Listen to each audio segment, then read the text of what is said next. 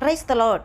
இன்றைய ஜீவாப்பம் 2 கொரிந்தியர் 7ஆம் அதிகாரம் 1ஆம் வசனம் முதல் 4ஆம் வசனம் வரை. இப்படிப்பட்ட வாக்குத்தத்தங்கள் நமக்கு உண்டாயிருக்கிறபடியினால், பிரியமானவர்களே, மாம்சத்திலும் ஆவியிலும் உண்டான எல்லா அசுசியும் நீங்க நம்மை சுத்திகரித்து கொண்டு பரிசுத்தமாக்குதலை தேவ பயத்தோடே பூரணப்படுத்த கடவோம். எங்களுக்கு இடம் கொடுங்கள். நாங்கள் ஒருவனுக்கும் அநியாயம் செய்யவில்லை, ஒருவனையும் கெடுக்கவில்லை, ஒருவனையும் வஞ்சிக்கவில்லை. உங்களை குற்றவாளி ஆக்கும் பொருட்டாக இப்படி நான் சொல்லுகிறதில்லை. முன்னே நான் சொல்லியபடி உங்களுடனே கூட சாகவும் கூட பிழைக்கவும் தக்கதாக எங்கள் இருதயங்களில் நீங்கள் இருக்கிறீர்களே. மிகுந்த தைரியத்தோடே உங்களுடன் பேசுகிறேன். உங்களை குறித்து மிகவும் மேன்மை பாராட்டுகிறேன். ஆறுதலால் நிறைந்திருக்கிறேன். எங்களுக்கு உண்டான சகல உபத்திரவத்திலேயும் பரிபூர்ண சந்தோஷப்படுகிறேன். ஆமென். அல்லேலூயா. இதை கேட்டுக்கொண்டிருக்கிற என் அன்பு தேவ பிள்ளைகளே, இந்த வசனங்கள் அப்போஸ்தலனாகிய பவுல் கொரிந்துக்கு எழுதிய நிருபத்தில் எழுதப்பட்ட வசனங்கள். நாம் இதன் மூலமாக ஆண்டவர் உங்களோடும் என்னோடும் என்ன வெளிப்படுத்த சித்தமாக இருக்கிறார் சற்று நேரம் தியானிப்போம்.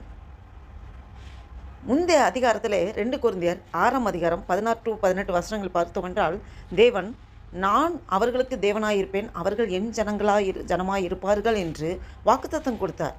அந்த வாக்குத்தத்தத்தின் அடிப்படையில் விசுவாசிகள் பரிசுத்தமான வாழ்க்கையை வாழ வேண்டும் என்று பவுல் அழைக்கிறார். பாருங்க, மாமிசத்தின் அசுத்தம் என்றால் வெளிப்படையான பாவங்கள், ஒழுக்கக்கேடு, பொய், கோபம், குடிப்பழக்கம் போன்றவை. ஆவியின் அசுத்தம் என்றால் அகந்தை, பொறாமை, கசப்பு, மன்னிக்க முடியாத மனம் போன்ற உள்ளார்ந்த பாவங்கள். பரிசுத்தம் என்பது வெளிப்புற வாழ்க்கை மட்டுமல்ல, இருதயமும் தூய்மையாக இருக்க வேண்டும். ஆமென். நம்ம எடுத்துக்காட்டாக பார்த்தோம் என்றால் 1 பேதுரு 1ஆம் அதிகாரம் 15-16 வசனங்களில் நீங்கள் எல்லா நடத்தையிலும் பரிசுத்தராக இருங்கள் என்று சொல்லப்பட்டிருக்கிறது. எபிரேயர் 12ஆம் அதிகாரம் 14ஆம் வசனத்தில் பார்த்தோம் என்றால், பரிசுத்தம் இல்லாமல் ஒருவனும் தேவனை தரிசிக்க முடியாது என்று சொல்லப்பட்டிருக்கிறது. இன்னும் சங்கீதம் 24ஆம் அதிகாரம் 3-4 வசனங்களை பார்த்தோம் என்றால், சுத்தமான கைகளும் தூய இருதயமும் உடையவரே கர்த்தருடைய பர்வதத்தில் ஏறுவான் என்று சொல்லப்பட்டிருக்கிறது. ஒரு கதை ஒன்று சொல்லப்போனால், ஒரு ஆலய பாத்திரம் வெளியே சுத்தமாக இருந்தாலும் உள்ளே அழுக்காக இருந்தால் பயன்படுத்த முடியாது. அதுபோல தேவன் நமது வெளிப்புற செயல்களை மட்டுமல்ல, உள்ளத்தையும் சுத்தமாக இருக்க விரும்புகிறார். 2 கொரிந்தியர் 7ஆம் அதிகாரம் 2ஆம் வசனத்திலே நாம் பார்த்தோம், எங்களை உங்கள் இருதயத்தில் இடம் கொடுங்கள், நாங்கள் ஒருவருக்கு அநியாயம் செய்யவில்லை, ஒருவரையும் கெடுக்கவில்லை, ஒருவரையும் வஞ்சிக்கவில்லை என்று சொல்கிறார். பவுல் தன் ஊழியத்தின் நேர்மையை அவர் எடுத்துரைக்கிறார். அவர் தமது சுயநலத்துக்காக அல்ல, அவருடைய ஆவிக்குரிய நன்மைக்காகவே அவர் ஆண்டவர் ஊழியத்தை செய்கிறார். பாருங்க, 1 தெசலோனிக்கர் 2ஆம் அதிகாரம் 3-5 வசனங்களை பார்த்தோம் என்றால், வஞ்சனையின்றி சுவிசேஷம் அறிவித்தார் என்று பார்க்கிறோம். இன்னும் அப்போஸ்தலர் 20ஆம் அதிகாரம் 33-35 வசனங்களில், ஒருவருடைய வெள்ளியாவது பொன்னையாவது நான் விரும்பவில்லை என்று பவுல் அவருடைய ஊழியத்தில் இருக்கிற நேர்மையை வெளிப்படுத்துகிறார். பாருங்க, ஒரு நல்ல மேய்ப்பன் ஆடுகளின் நலனையே நாடுவான். அவற்றை அவங்களுக்கு சாதமாக பயன்படுத்தி கொள்ள மாட்டாங்க. அதுபோல் உண்மையான தேவ ஊழியர் மக்களின் ஆத்தும நலனையே விரும்புவார். ஆமென்.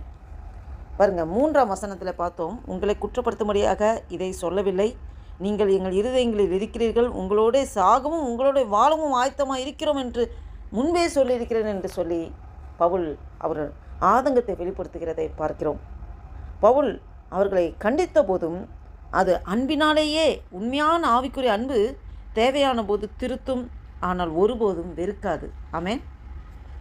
நீதிமொழிகள் 27ஆம் அதிகாரம் 6ஆம் வசனத்திலே, நண்பனுடைய காயங்கள் உண்மையுள்ளவை. ஆமென். யோவான் 15ஆம் அதிகாரம் 13ஆம் வசனத்திலே, நண்பர்களுக்காக உயிரை கொடுப்பதை விட மேலான அன்பு வேறு இல்லை என்று சொல்லப்பட்டிருக்கிறது.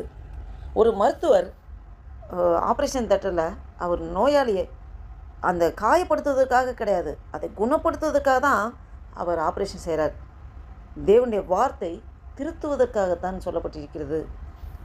பாருங்கள், 4ஆம் வசனத்தில் பார்க்கிறோம், உங்கள் மேல் எனக்கு மிகுந்த தைரியம் உண்டு, உங்களை குறித்து மிகுந்த மேன்மை பாராட்டுகிறேன், எல்லா உபத்திரங்களையும் நான் ஆறுதல் அடைந்து மிகவும் சந்தோஷப்படுகிறேன் என்று சொல்கிறார்.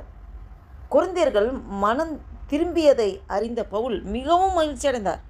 ஒரு விசுவாசி மனம் திரும்பி தேவனுக்கு கீழ்ப்படிந்து ஆவிக்குரிய அந்த தலைவர்கள் மிகுந்த ஆறுதலை தருகிறது. ஆமேன். பாருங்க, 3 யோவான் 1ஆம் அதிகாரம் 4ஆம் வசனத்தில் பார்க்கிறோம், என் பிள்ளைகள் சத்தியத்தில் நடக்கிறார்கள் என்பது கேள்விப்படுவதை விட அதை விட பெரிய சந்தோஷம் எனக்கு வேற ஒன்று இல்லை என்று சொல்கிறதை பார்க்க முடிகிறது. லூக்கா 15ஆம் அதிகாரம் 7ஆம் வசனத்திலே மனம் திரும்புகிற ஒரு பாவியை குறித்து பரலோகம் மிகுந்த சந்தோஷம் உண்டாகிறதுன்னு சொல்லி பார்க்கிறோம். இன்னும் பிலிப்பியர் 4ஆம் அதிகாரம் 1ஆம் வசனத்திலே நீங்கள் என் சந்தோஷமும் என் கிரீடமாக இருக்கிறீர்கள் என்று சொல்லப்பட்டதை பார்க்க முடிகிறது. ஒரு ஆசிரியர் தன் மாணவன் நல்ல வழியில் முன்னேறி செல்வதை காணும்போது அது உள்ள மகிழ்வது போல ஆவிக்குரிய தலைவர்கள் விசுவாசிகளின் வளர்ச்சியை கண்டு மகிழ்வார்கள். ஆமேன். மொத்தமாக நாம் இதில் என்ன இதன் மூலமாக ஆண்டவர் உங்களோடும் என்னோடும் என்ன வெளிப்படுத்துகிறார் என்றால், தேவனுடைய வாக்குத்தத்தங்களை நினைத்து நாம் பரிசுத்த வாழ்க்கை வாழ வேண்டும் என்று ஆண்டவர் நம்மண்டில் எதிர்பார்க்கிறார். நேர்மையும் தூய்மையும் கொண்ட ஊழியம் தேவனுக்கு பிரியமானது. ஆமேன். உண்மையான அன்பு திருத்தவும் தாங்கவும் விட்டு கொடுக்கவும் செய்கிறது. அல்லேலூயா. மனந்திரும்பி தேவனில் வளருகிற விசுவாசிகள் தேவனுக்கும் அவருடைய ஊழியக்காரர்களுக்கும் மகிழ்ச்சியை உண்டாக்குகிறது. தேவனுடைய வாக்குத்தத்தங்களை பெற்றவர்கள் பரிசுத்தமான வாழ்க்கை, நேர்மையான அந்த ஒரு ஊழியம், அன்பான உறவு, ஆவிக்குரிய வளர்ச்சி ஆகியவற்றில் முழுமையாக நாம் நிலைத்திருக்க வேண்டும். அல்லேலூயா. இதை கேட்டுக்கொண்டிருக்கிற என் அன்பு தேவ பிள்ளைகளே, உங்களோடும் என்னோடும் ஆண்டவர் இதன் மூலமாக அநேக காரியங்களை வெளிப்படுத்துகிறார். நாம் இதற்கு முழுவதுமாக ஒப்புக் கொடுப்போமா? நாம் தேவனுடைய வாக்குத்தத்தங்களை எப்போதும் நினைவு கூர்ந்து அதன்படி நாம் வாழ்க்கை நடத்துகிறவர்களாக இருக்க வேண்டும். நம்மளுடைய ஊழிய பாதையிலே நேர்மை, தூய்மை நிறைந்ததாக ஆண்டவருக்கு பிரியமான ஒரு ஊழியமாக இருப்பதற்கு நம் வாழ்க்கை முழுவதுமாக அர்ப்பணித்து வாழ வேண்டும். உண்மையான அன்புங்கிறது ஒருத்தங்க தவறு செய்யும்போது திருத்தணும், அவர்களோட பாரங்களை நாம் சுமக்க வேண்டும், தாங்க வேண்டும், விட்டு கொடுக்க வேண்டும். இதுதான் ஆண்டவர் எதிர்பார்க்கிறார். ஒரு மனம் திரும்புவது நாம் ஒவ்வொரு நாளும் நாம் மனம் திரும்பி நாம் ஒரு புதிய மாற்றத்துக்குள்ளே வர வேண்டும்.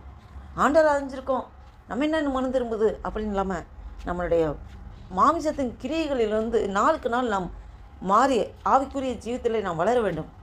நாம் ஆவினால் பிறக்கப்பட்டவர்கள், ஆவிக்கேற்றபடி நாம் ஒவ்வொரு நாளும் நடப்பதற்கு நம்முடைய மனம் புதிதாகி கொண்டே வர வேண்டும். மனம் திரும்புதல் அவசியம். இதை கேட்டுக்கொண்டிருக்கிற என் அன்பு தேவ பிள்ளைகளே, உங்களோடும் என்னோடும் ஆண்டவர் பேசி கொண்டிருக்கிறார்.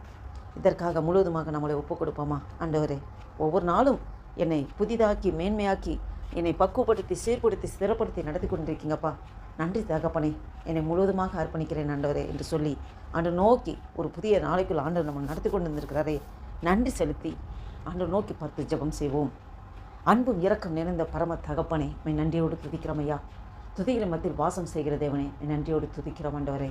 இந்த 2026 வருஷத்தின் 7வது மாதமாகிய ஜூலை மாதத்தின் ஆண்டவரே 6ஆம் தேதியை காண கிருபை செய்த தேவனே, உமக்கு கொடான கொடி ஸ்தோத்திரம் ஆண்டவரே. நன்றி தகப்பனே, நன்றி அப்பா.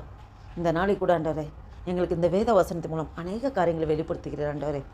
அப்பா, ஒவ்வொரு நாளும் ஆண்டவரே எங்கள் மனம் புதிதாக ஆண்டவரே உம்மண்டேலே ஆண்டவரே அப்பா வசனத்திற்கு முழுவதுமாக ஒப்பு கொடுத்து என்னுடைய வார்த்தையே வாழ்க்கையாக மாற ஆண்டவரே அப்பா எங்களை முழுவதுமாக அர்ப்பணிக்கிறோம் ஆண்டவரே. இந்த புதிய நாளைக்காய் ஸ்தோத்திரம். இந்த புதிய நாளை கைட்டு செய்கிற எல்லா வேலைகளையும் எஸ்அப்பா உம்முடைய கரம் கூட இருந்து நடத்துகிற கிருபைக்காய் ஸ்தோத்திரம் ஆண்டவரே. இந்த நாளைக்கு விரோதமாக, இந்த ஜெபத்திற்கு விரோதமாக, எங்கள் ஒவ்வொருக்கு விரோதமாக செயல்படுகிற எல்லா சத்துருவின் கிரியைகளை நசனாகிய இயேசு கிறிஸ்துவின் வல்லமையான நாமத்தினாலே கடிந்து துரத்தி அப்புறப்படுத்துகிறேன். அல்லேலூயா. காலைதோறும் உடைய கிருபைகள் புதிதாக இருக்கிறது என்ற வேத வசனத்துப்படி புதிய கிருபையினாலே எங்களை நிரப்புகிறதுக்காக நன்றி செலுத்துகிறோம் ஐயா. எங்களே முற்றிலுமாக தாழ்த்தி ஒப்புக் கொடுக்குறோம், அர்ப்பணிக்கிறோம். உடைய நாமம் ஒன்றே மகிமைப்படட்டும். ஆசீர்வதிங்க, பலப்படுத்துங்க. இந்த வீடியோவை கேட்டுக்கொண்டு பார்த்துக்கொண்டு ஒவ்வொரு ஆசீர்வதிங்க. உங்கள் குடும்பங்களை ஆசீர்வதிங்க, வேலை ஸ்தலத்தை ஆசீர்வதிங்க. எங்களோடு ஆண்டவரே இந்த நாளில் புதிய நாளில் பயணிக்கிற ஒவ்வொரு ஆத்மாவை ஆசீர்வதிங்க அப்பா. பலப்படுத்துங்க, பாதுகாத்துக்கொள்ளுங்க, மீத முழுது பொறுப்படுத்திக்கொள்ளுங்க. உமக்கே துதி கன மகிமை எல்லாம் செலுத்துகிறோம். இயேசு கிறிஸ்துவின் நாமத்தினால ஜெபிக்கிறோம் ஜீவனுள்ள எங்கள் நல்ல பிதாவே. ஆமேன், ஆமேன். Praise the Lord. Thank you Jesus.